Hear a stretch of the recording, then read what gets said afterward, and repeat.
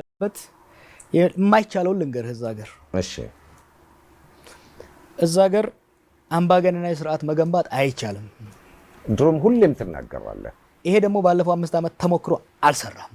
ፔሪድ አንድ በአንድ ግለሰብ በአንድ ፓርቲ በአንድ ወገን በአንድ ብሔር የበላይነት የሚመጣ የተረጋጋ ዲሞክራሲያዊ ልማታዊ ብልጽግና ኢትዮጵያ ውስጥ አይቻልም። አንድ ይሄ ወሳኝ። ሁለተኛ በጦር ኃይል ድሮ ኢህአዴግ ህወሓት እንዳደረጉት ተዋክቶ ተታክሶ ስርዓቱን አባሮ የተረጋጋ ስርዓት ፈጽሞ አመጣለውም አይቻልም።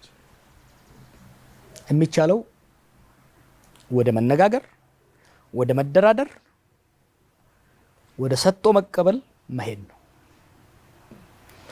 አንዱም ይሄንን እስር ቤት ቁጭ ብዬ ደምድሜበት የወጣሁት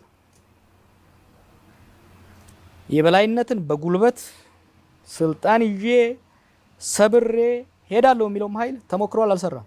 ይደን ወርክ ሀገራችንን የ30 ቢሊዮን ዶላር ኪሳራ ወደ ሚሊዮን የሚሆን ህይወት ያስቀጠፈ ኪሳራ ውስጥ የከተተን ሰፊ ትግል በትግራይ በአማራ በኦሮሚያ ተካሂዷል፣ እየተካሄደ ነው። ሀገራችንን እየበላናት እያዳከምናት ህዝባችንን እያቆሰልን ነው፣ እያዳከም ነው፣ እየጎዳ ነው እንሄድ ይሆናል እንጂ በጉልበት የሚሰክን አሁን ብዙ ሰዎች ኢትዮጵያ ውስጥ አምባገነናዊ ስርዓት ያለ ይመስላቸዋል። አምባገነናዊ ስርዓት ኢትዮጵያ ውስጥ የለም። አኖክራሲ ነው ኢትዮጵያ ውስጥ ያለው።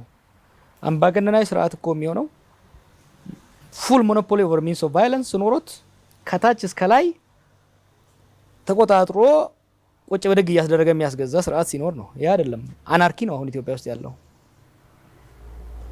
ሶ ይሄ አይቻልም። ለምን ነው አይቻልም?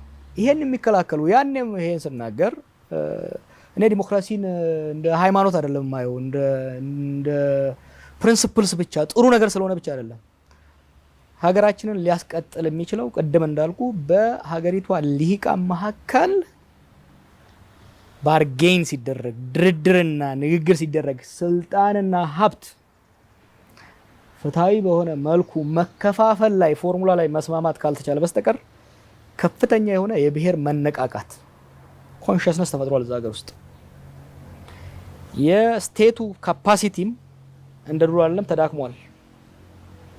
ስለዚህ በመደቆስ ወይም በማመጽ ስርዓት ገልብጬ አስቀጥላለሁ ተካዋለሁ እሱም አይሆንም።